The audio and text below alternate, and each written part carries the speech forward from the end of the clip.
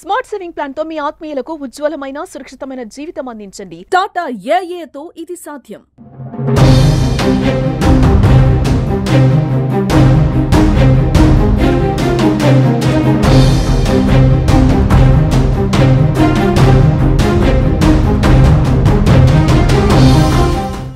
Gopanpally area మొత్తం నీట మునుగుతుందని చెప్పాలి. ఇక్కడ స్లమ్ ఏరియా ఉంటది. ఆ ఏరియాను దాటి శ్రీ చైతన్య స్కూల్ వరకు వాటర్ వచ్చేసినాయి. అందులోంచి కూడా హాస్టల్ పిల్లలందరినీ వేరే బ్రాంచ్ కి తరలించేసి పంపించేసిరు. ఇక్కడ దీని ఆపోజిట్ లో రో హౌసెస్ ఉంటాయి. రో హౌసెస్ లో కూడా ముందట చూసుకుంటే ఇక్కడ వరకు బఫర్ జోన్ ఉంటది.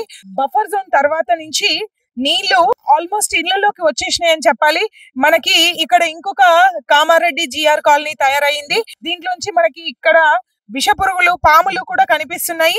మరి ఇక్కడ కాలనీ వాసులు ఉన్నారు, మాట్లాడదాం. చెప్పండి, ఏంటి పరిస్థితి? అంటే గంటకి వాటర్ పైకి వచ్చేస్తున్నాయి. మరి వర్షం ఏమో మధ్యాహ్నమే ఆగిపోయింది. మరి ఏంటి సిచ్యువేషన్? ఇంతకు ముందు ఎప్పుడైనా ఫేస్ చేసిరా? ఇది గత 4 సంవత్సరాల క్రితం జరిగింది.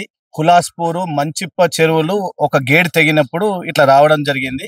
ఇప్పుడు ఏమైందంటే గాంధారి ఆ వైపులో మంచిప్ప చెరువు అవన్నీ నిండి ఆ చెరువులో నీళ్ళని ఇటు ముందుకు రావడం జరుగుతుంది. ఈ కొంతవరకు ఈ మా కాలనీ వరకు కవర్ చేసి తర్వాత మళ్ళీ బ్యాక్ జరిగింది. సో ఇది ఏంటంటే ముందు ఏవైతే అక్రమాలు జరిగిన చెరువు మీద ఇది నాలేశ్వర్ గోదావరిలో కలుస్తుంది. ఈ చెరువును ముందు ఉన్న ఆక్రమణలు అవన్నీ తొలగిస్తే మనకి ఇబ్బందులు కలిగాయి అన్నట్టు.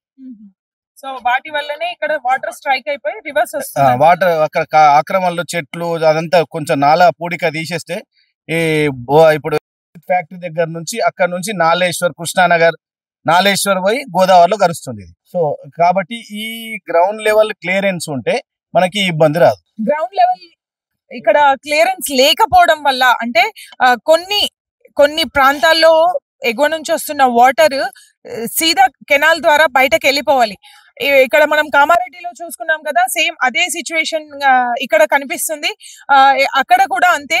నాలాల దగ్గర, బ్రిడ్జిల దగ్గర సైడ్స్ కవర్ చేయడమే ముఖ్యంగా మొరం పోసేసి దాన్ని ఆక్యుపై చేసి అక్కడ వాడేస్తున్నారు. సో అట్లాంటి వాడడం పరిస్థితులు జరుగుతున్నాయి కాబట్టి ఇట్లాంటి ముంపు తయారవుతుంది. ఎందుకంటే ఫ్లో ఎప్పుడైనా సాఫ్ గా వెళ్ళిపోవాలి అంటే ఎలాంటి అక్కడ అడ్డంకులు ఉండొద్దు. సో కవర్ అయిపోతూ ఉన్నాయి. బఫర్ జోన్లలో కట్టేస్తున్నారు, బఫర్ జోన్ ని కూడా ఆక్యుపై చేసేస్తున్నారు. ఇట్లాంటి సిచ్యువేషన్స్ జరగడం వల్లనే మనకి వాటర్ అనేది పక్కన ఉన్న ప్రాంతాలకి అండ్ ఇళ్లలోకి ముఖ్యంగా రావడానికి ఛాన్స్ వస్తుంది. సో మనతో ఇప్పుడు ఇంకొక ఇక్కడ కాలనీ వాస్తవ్యులు ఉన్నారు. సో సార్ తో మాట్లాడదాం. అసలు ఏంటి సిచ్యువేషన్ చెప్పండి, ఇక్కడ ఏంటి పరిస్థితి? ఇక్కడ ఉన్నటువంటి చెత్త అంతంలో వేయడం ముఖ్యం. చెట్లు పెరిగినాయి, ఆ చెట్లు కొట్టేసేయాలి.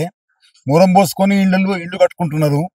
ఆ ఇళ్ళను ఎట్లనా వాళ్ళ కూడా కష్టమైన పోతే తీసేయాలంటే మరి ఏమో కానీ ముఖ్యంగా చెత్త తీసేయాలి.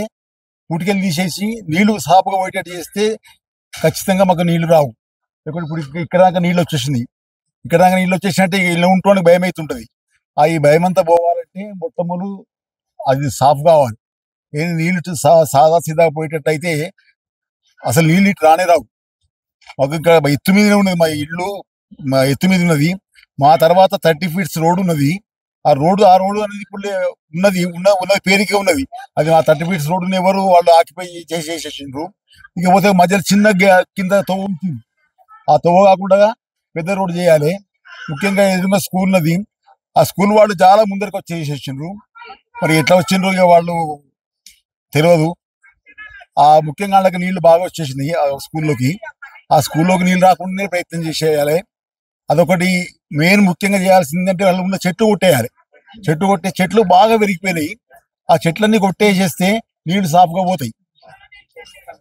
కాబట్టి బాగా ఆలోచించి గవర్నమెంట్ ఆలోచిస్తారో ఎవరు ఆలోచిస్తారో అధికారులు. ముఖ్యంగా ఇక్కడ చెప్పేది ఒకటే, మున్సిపాలిటీ వాళ్ళు తక్షణంగా దీని మీద యాక్షన్ తీసుకొని ఏ చెట్లు ఏవైతే ఉన్నాయో ముందుగా మనం మొన్న ఒక 20 days 1 month బ్యాక్ ఇక్కడున్న బ్రిడ్జ్ మీద, గోపన్పల్లి బ్రిడ్జ్ మీద అక్కడున్న సిచ్యువేషన్ మీద, అక్కడున్న సెక్యూరిటీ సేఫ్టీ మెజర్స్ మీద మనం ఆల్రెడీ వీడియో చేసి ఉన్నాము.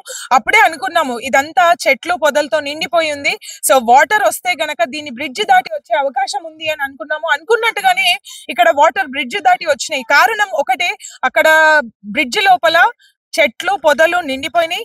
దాని తర్వాత ఆక్యుపైడ్ ప్లేస్ అంతా, బఫర్ జోన్ అంతా ఆక్యుపైడ్ అయిపోతుంది. సో అట్లా చేసిన ప్రతిసారి మనం ఇప్పుడు ఫ్లో ఇలా వెళ్ళాలి, ఫ్లోకి మనం అడ్డుకట్టేసి దాన్ని అక్కడ ఆపి దాన్ని అక్కడ నివాసం చేస్తున్నాం. సో నివాసం చేస్తున్న ప్లేస్ నుంచి అది తప్పుకొని వెళ్ళాలి. సో తప్పుకొని వెళ్ళాలి అంటే ఆటోమేటిక్ గా లెవెల్ పెరిగిపోతుంది. ఆ లెవెల్ పెరిగిపోవడం వల్లనే ఇట్లాంటి ముంపు మనకి చూస్తూ ఉన్నాం. సో అక్కడ ఉన్న చెత్తని తీసివేసి క్లీన్ చేసి ఈ నాలని శుభ్రపరిస్తే ఇట్లాంటి సిచ్యువేషన్స్ మనం ఫేస్ చేయము అని అంటున్నారు కాలనీ వాసులు.